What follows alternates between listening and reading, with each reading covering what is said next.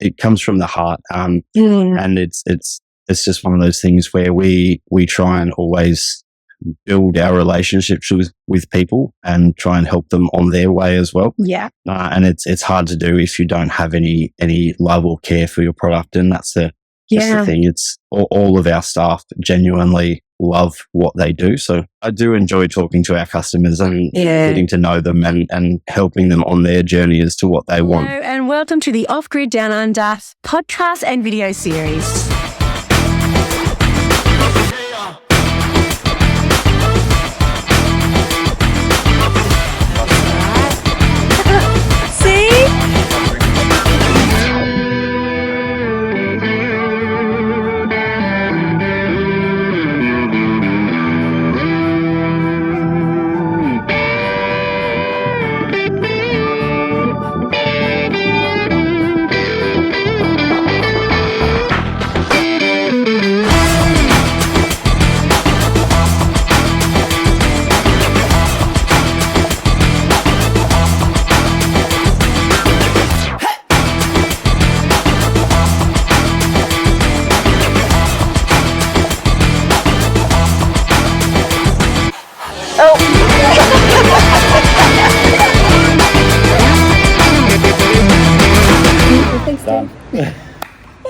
I wanted to chat to Wayne. You're the manager of the Newcastle showroom? Yeah, so Newcastle branch manager and assistant national sales manager now. So I know it's a bit of a big deal. It is, yeah. So from starting with the company 4 years ago to now Vaughan basically entrusting the day-to-day of the company with me, it's a pretty big experience and a lot of responsibility. You look 2 months that.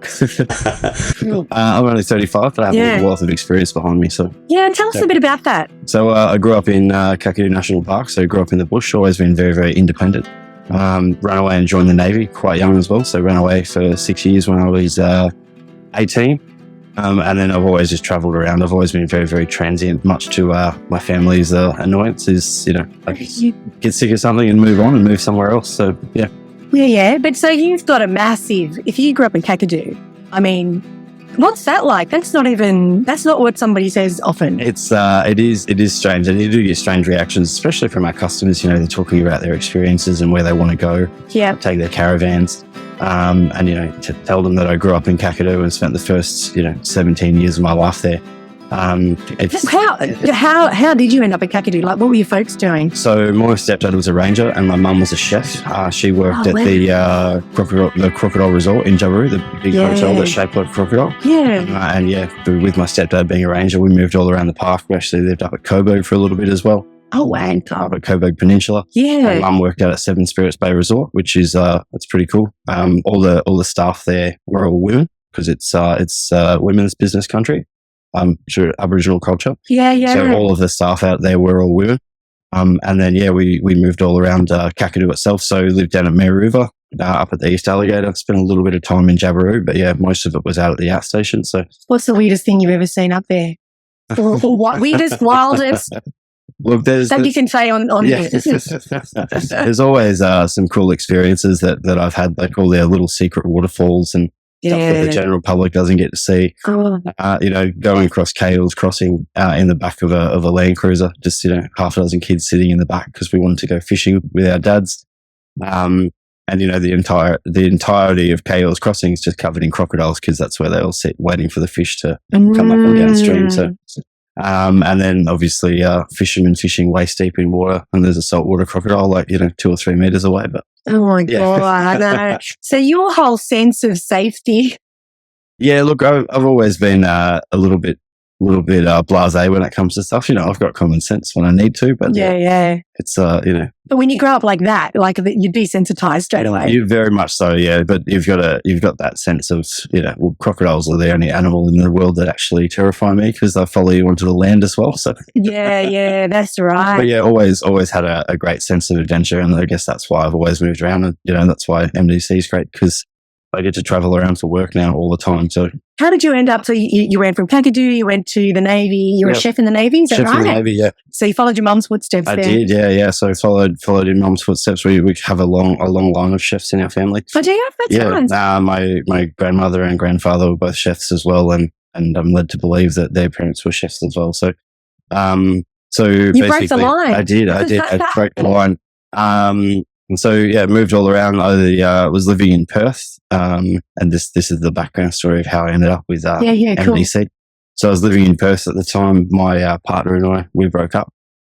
She got a... it all ends good. It all ends good.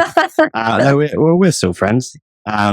But yeah, I moved up to Lake Argyle Resort, and that's where I met my now wife. It does end well. Yeah, so after chasing her for a couple of months, and because she was only up there for one extra season, she'd been up there for 6 years, so she just came back for the season. Where's Lake Argyle? Very top of WA, so it's basically the first tourist stop as you come from the NT into WA. It's the biggest man-made lake in Australia.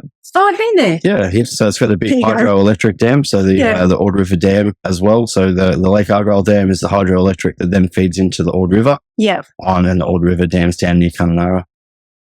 But yeah, so basically we were up there for another 4 years, and then she went, "Oh, it's time to come home. Do you want to move back to Newcastle?"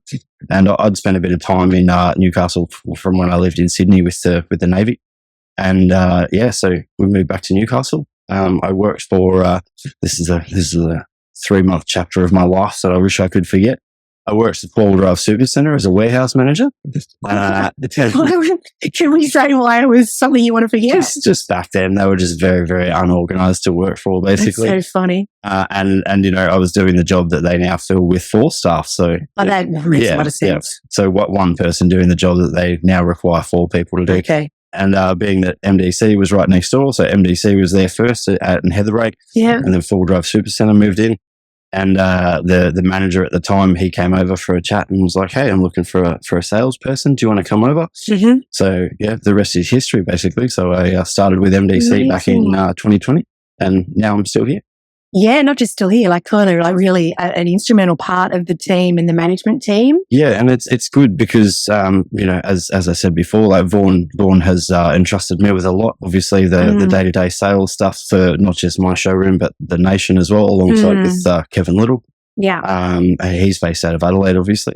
Great guy. He's a legend, and I know you guys have a great relationship. Absolutely brilliant relationship, and I have learned so much from him just in the last 2 or 3 years. I look forward to working with him until he retires. He wants to retire early, so yay for you. But yeah, so then everything from having input into marketing and model development, and just that day-to-day stuff, but just bringing my sense of what the customers need and want. It's really, really helpful to Vaughan and our overall team. So. That's probably my perception of you too. And when we do our meetings and stuff, like you actually really care about the customer. You really know the customer, and you're listening, and you take their suggestions and you take it to the company.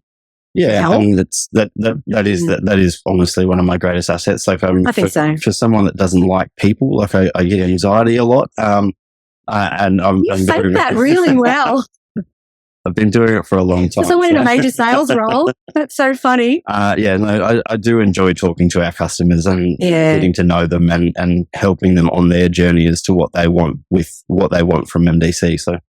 So tell us, I know about you, how much MDC means to you, but tell us and show us what MDC means to you. So, and why? It's always,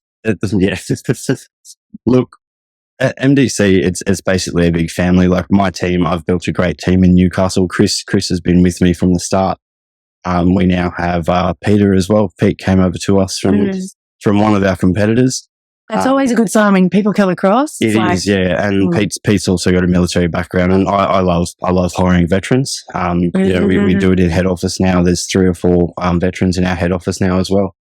Is that because of the discipline factor? It is, and it's always one of my old employers. He said to me a long time ago. He's like, ex-military, they're either a great asset to a business or they're a liability. So it's a 50-50 roll of the dice, basically. But I think all of the ex-servicemen that we have working for MDC, they're all great assets in their roles. But MDC for me is a family. Some people might call us a bit of a cult sometimes, but we're all very, very passionate about what we do and our products, and we get very, very protective of our development and the units that we bring out to the general public. it just comes back to that care factor. Like people say that all the time. They throw it around. I'm in marketing and branding. You hear it all the time, but it's sincere with you guys. It is, yeah. Yeah, it's sincere. And it comes from the heart. And it's just one of those things where we try and always build our relationships with people and try and help them on their way as well. Yeah. And it's hard to do if you don't have any love or care for your product. And that's the thing. It's all of our staff genuinely love what they do. So and I guess that's why you guys are at the top in the management role. So then it trickles down that culture. And you basically, and it's something that I've always done. And I've always tried to pass it on to our other managers and our staff as well, is you have to set the standard. So it's one of those very cliche things, but don't walk past something that you want done and expect other people to just pick up on needing to do it. Yeah. So if you set a good example for everybody, then that's where they will start setting that good example for themselves as well. And it's one of those unique things where, I'm MDC for life now. Across your artery as well. It's pretty scary. Right, yeah. So that came about just before our Birdsville trip last year. We were doing a 4-wheel drive TV trip with Vaughan. Yeah. And it's all started as a joke, and then the joke became a reality. And when I showed it to Vaughan, he was a little bit gobsmacked and speechless. But he definitely loves it, and he always says, I'm MDC for life now. So it's really wearing your heart on your sleeve. It is, yeah. Truly. It is one of those things that, customers see it and they love it and they think it's really, really cool. And even some of our staff, they still don't believe that I've got one. And then and I think I tried to do that too. I'm going, you really did you? It's the Melbourne guys, when I went down for the Bendigo show last year, they were whispered, does Wayne really have an MDC technically?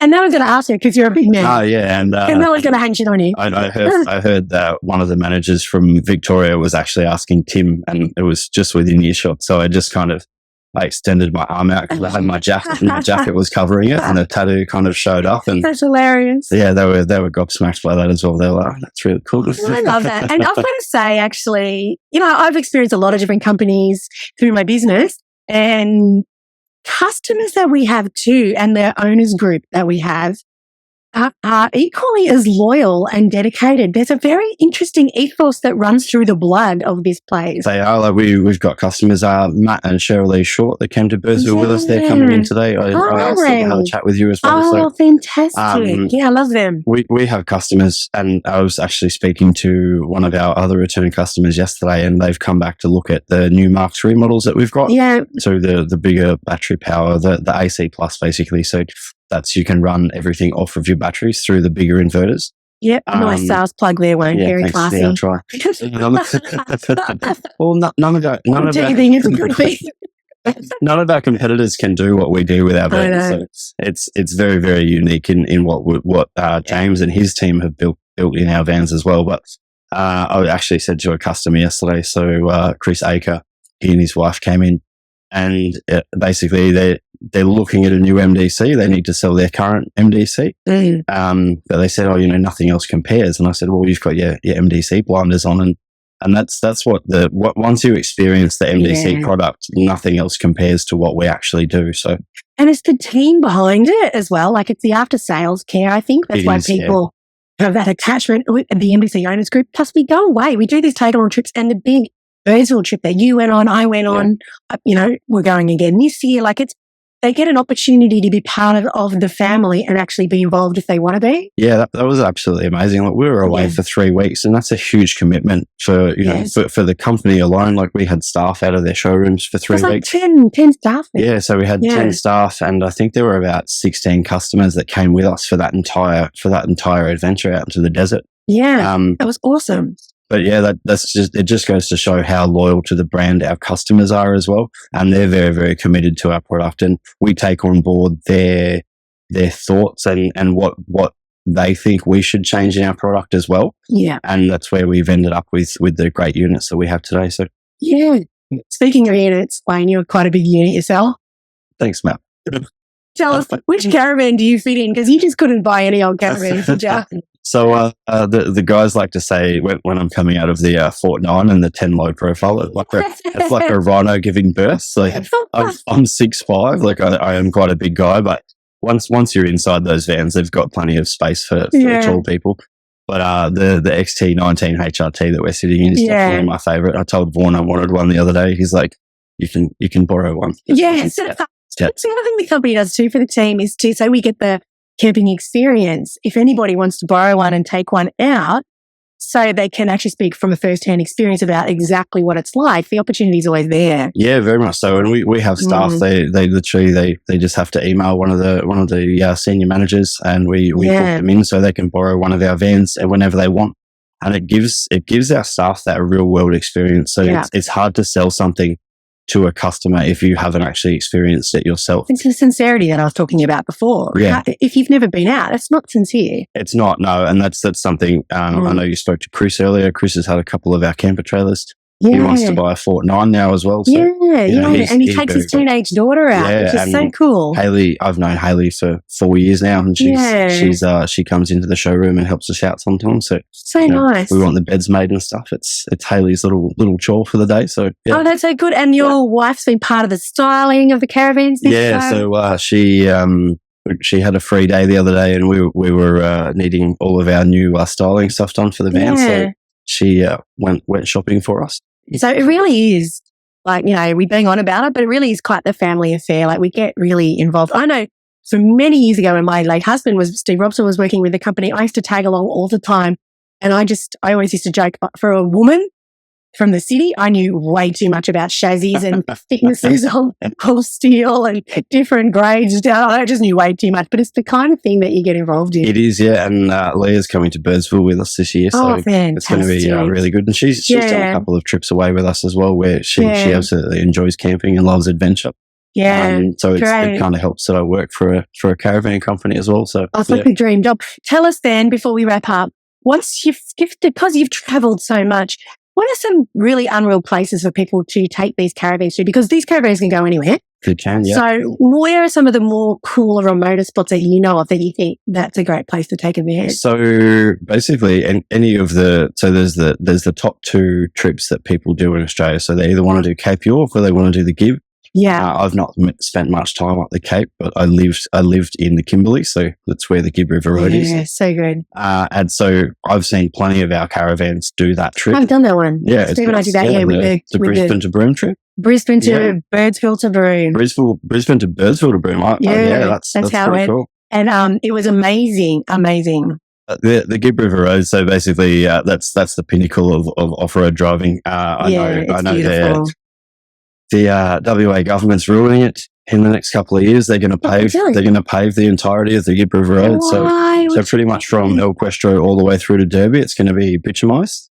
Is there thinking behind that? It's because of all the rare earth mineral mines that are popping up along the Gib River Road now. So the mining companies have to maintain the road. And rather than grading it which is big, doing that every 3 months, they kind of all just banded together and they're just going to bitumise the entire thing. Still, it's going to really take away from because when you're up there, and what blew me away when I was up there, we're just driving past cattle station after cattle station. And I'm just reading names on the sides of these barrels. So that's a world famous cattle station, one after the other, and it was so remote and just so beautiful. And I think it's called the Leopold Ranges Pentecost River. Like it's just, you don't want thousands and thousands of people traipsing through there every day. It can't handle it. No, so there's a few of my favourite spots out there. El Questro being one. That's an absolutely beautiful spot. Yeah. Ellenbray Station and Home Valley Station, they're absolutely stunning spots. But the movie Australia was actually filmed in the Kimberley. It was filmed at the Carlton Hill Station. So it's a big tabletop range, so it's a big tabletop mountain that they've got out there, and it's one of those just absolutely stunning spots that everyone goes out to see. On my, I've done 3 trips around Australia now. On my first trip, I actually took my MDC soft floor up to Cape Leveque. Yeah. Oh, I didn't know that. What'd you have? One of our soft floor deluxe ones. So back in the day, the old box trailer with the old soft floor. They went everywhere. Those things, they were awesome. They were bulletproof. It was sad to see that go, but we were moving back in. People want luxury. Oh yeah, I thought you knew about the range, but yeah. Anyway. And as Melissa just said, people want luxury, and so we moved away from the soft floors and the rear folds, and now we only just do not only just Stu, but we do the Ford Folds, our Robson XTT, named after Big Steve himself. Yeah. It's our biggest camper trailer, and Steve was a big character. So. Yeah, he was a big unit too. You would have rivaled him. I think you would have been like, oh, wow. I met Steve at a Sydney show many years ago, and he was just a lovely guy. Yeah. But then obviously Kakadu. So I know a few of the owners are heading back up to Kakadu next year as well. I'm going to. Are you? Yes. That's going to be absolutely. I invited amazing. myself. I'll have to mark some secret spots on a map for you so you can find some nice swimming holes. So I'm so excited to hear that. Thank you. I'm very much looking forward to that trip that you're going up there with them. So yeah. And I'll shoot the whole lot, of course. Yeah, wonderful. Yeah. Make me homesick. 100%. So where's your other top camping spot? You mentioned there were 2. And pretty much all of Tasmania. So if you can manage to find a spot on the Spirit of Tasmania and get your caravan or camper trailer over there, the entirety of Tasmania is great. So the Spirit, it's booked up to 6 months in advance. So if you were looking at going this Christmas, there's like a 90% chance that you're not going to get a van on there. So wow, I did that trip years ago in a combi. Oh, nice. So we're heading over to Tasmania for the Launceston Boat and Caravan Show in September. So we've already got some vans booked in for that trip. So that's how far in advance we had to book. Oh, that's exciting. There, Thank you so much. I know time is precious. There are customers like literally trying to beat down the door to get in here. Gonna let you go. Thank you so much, friend. Thank you very much, Melissa. Thanks. Pleasure. I'm Chris. I've been with MDC Newcastle for 4 years. Started there in the warranty team, moved up into the sales team. I'm the assistant manager there. I always liked the camping outdoor side of things. I was always handy with my hands. That's how I became in the warranty team, and then fell in love with the brand and the company. So I just committed myself and went from there. Used to just go away camping in tents. I now actually own an MDC camper trailer. I've owned 2 of them, so I absolutely love the product. I had the Explorer, and I recently upgraded to the Jackson. I like to go to the Watergans, to local caravan parks up around Nelson Bay. Great beaches up there.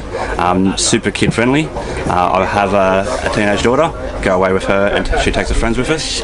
She likes to have Wi-Fi reception and hang out inside the camper trailer or go and play on the play stuff around the place. So yeah, she sort of does her own little thing, and I just enjoy being outside. I love hearing back from the customers after they've gone out and they've had a few trips. They come back and tell me how much they enjoy the product, how user-friendly it is, and how much fun they're having out there. We really hope you enjoy listening in.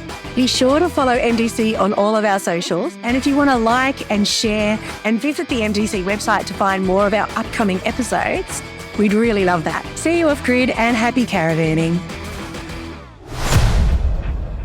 Do you feel better? Yeah, heaps better. I can't even do that. I'm flexible for a big boy. I had to meet, and I don't know if we're allowed to have favourites in MDC, but you actually are a favourite of mine, Wayne. Thank you, Melissa. I know. It's just been a bit of a jerk. Okay, come closer. I know it's weird, but it looks good. Yep. I've been dying to do that cough. That's okay. No, you're right. Speaking of units, you're a big unit yourself. Thank you. You turned away, I'm going to say it again. Sorry. It's cool. Perfect leading. Yep. Where were we? Give her a road. Sorry, Melissa. You got a lot on your mind. I've just whisked him away from the show. I'm watching customers walk past going, I know. I'm going to let you out in a second. So we're... of course, that's exciting. We've got some vans already booked in on that one. Yeah. I need to love you and leave you. I know. Let's wrap it up.